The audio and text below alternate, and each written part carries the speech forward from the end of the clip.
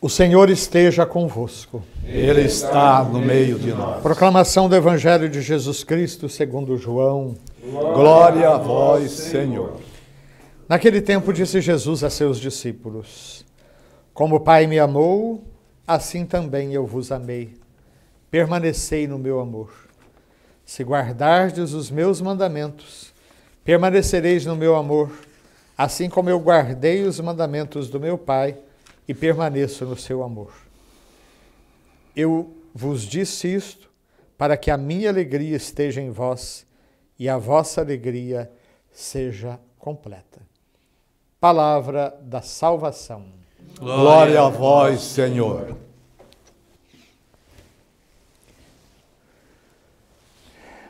Meus caros irmãos e irmãs,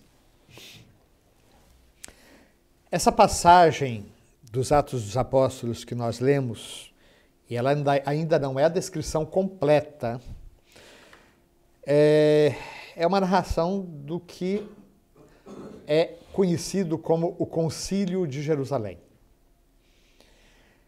Esse Concílio de Jerusalém, na realidade, uma assembleia em que os apóstolos, os anciãos, as lideranças de Jerusalém se reuniram com Paulo e Barnabé, porque havia surgido uma discussão muito séria. Pedro, em primeiro lugar, foi conduzido pelo Espírito Santo à casa do centurião Cornélio. Era um romano, era um pagão, portanto não era um judeu, não era alguém do povo eleito. E, no entanto, Pedro teve que ser quase que forçado pelo Espírito Santo a fazer o que ele fez, porque ele estava ainda muito cheio de preconceitos. Ou seja, os apóstolos todos eram judeus, Jesus era judeu, Maria, judia.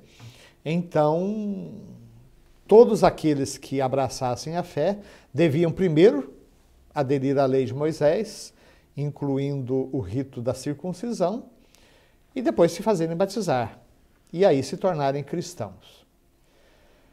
No entanto, na casa de Cornélio, Pedro teve uma experiência fundamental, porque enquanto ele falava, e muito desconfiado, porque ele nem queria entrar na casa de Cornélio, porque tinha medo de se tornar impuro, né? Daquela impureza ritual que ainda existia, considerada nos tempos de Jesus, pelos judeus. Então, ele experienciou que o Espírito Santo veio sobre Cornélio da mesma maneira que ele, Pedro e seus co-irmãos experimentaram na manhã de Pentecostes. Esse Pentecostes pagão foi fundamental para convencer Pedro de que Deus não faz distinção de pessoas, como também no próprio Concílio de Jerusalém.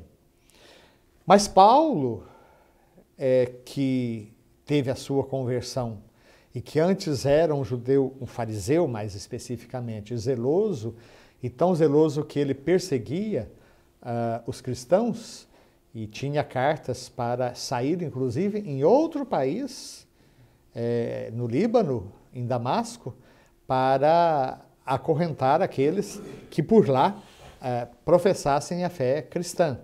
E ele achava que estava com isso prestando culto a Deus.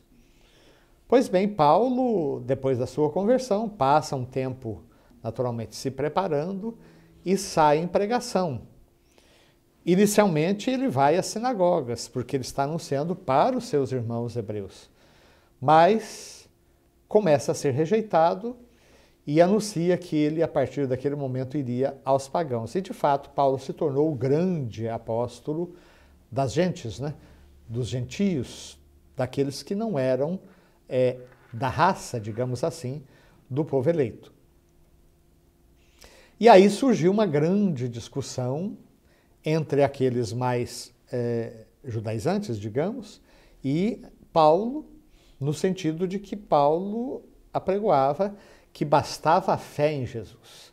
Porque se tivesse que primeiro passar pela todos os ritos próprios da lei de Moisés, o sacrifício de Cristo, na opinião de Paulo, seria vão.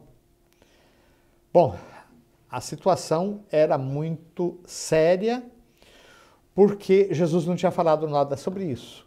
E a circuncisão era uma ordem de Deus, em primeiro lugar a Moisés, a Abraão, mas depois também a Moisés, e, sobretudo, depois do exílio, o sábado, a lei, a circuncisão, eram marcas, características de pertença ao povo de Deus, ao povo eleito. E, de repente, Paulo e mesmo agora Pedro estavam, pela sua própria experiência, percebendo que Deus aceitava e acolhia no reino de seu Filho as pessoas de todas as nações, não apenas da raça de Israel, digamos assim. E que o Israel, segundo o coração, traz a descendência de Abraão, não pela carne, né, mas pela fé. De modo que nós todos nos consideramos, sim, da raça de Abraão, embora poucos de nós sejamos descendentes do povo judeu, convertidos depois à fé cristã.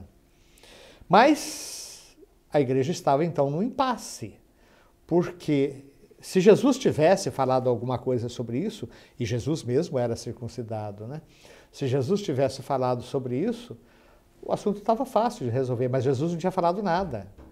Mas existia uma prática multissecular da parte do povo eleito, e havia uma ordem explícita a Abraão e depois a Moisés de que todo o povo deveria ser circuncidado.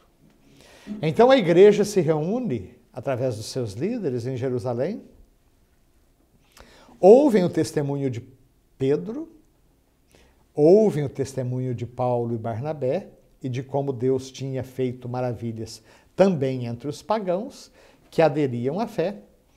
E aí Tiago, o bispo de Jerusalém, se levanta e vai dizer: olha, irmãos, nós ouvimos esses testemunhos e já está na hora de nós pararmos de remar contra a corrente e de impor a esses nossos irmãos um jugo que nem mesmo nós somos, nem nossos pais fomos capazes de suportar.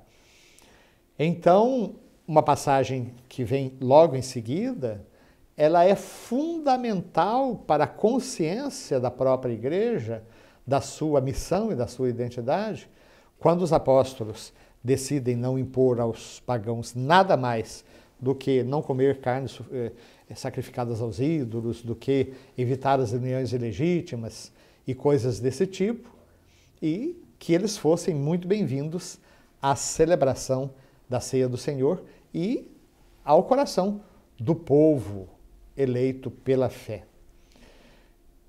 E, inclusive, nessa carta que eles escrevem aos pagãos, eles começam com uma frase que depois vai ser muito comum em todos os concílios, os grandes concílios da antiguidade. Aprouve ao Espírito Santo e a nós a seguinte decisão. Por que eu falo que esse concílio de Jerusalém foi fundamental para a consciência da igreja? A igreja começou a perceber que na ausência física do Senhor Jesus, cabia agora à própria igreja, representada pelos seus chefes, tomar decisões, inclusive quanto à aplicação prática, inclusive quanto à interpretação da própria lei que Deus mesmo tinha confiado através de Moisés ao seu povo escolhido. E a partir daí a igreja vai assumindo cada vez mais essa consciência, de modo que a igreja vai acumulando um verdadeiro tesouro, o tesouro da fé, de que se fala, o depósito da fé, que é transmitido de geração em geração. E quando surgem dúvidas sobre a real interpretação das próprias Escrituras, essa solução não é feita simplesmente por pessoas ou grupos individuais que se reúnem, fazem uma oração, invocam o Espírito Santo e tomam uma decisão. A multiplicidade das igrejas cristãs se deve justamente a isso.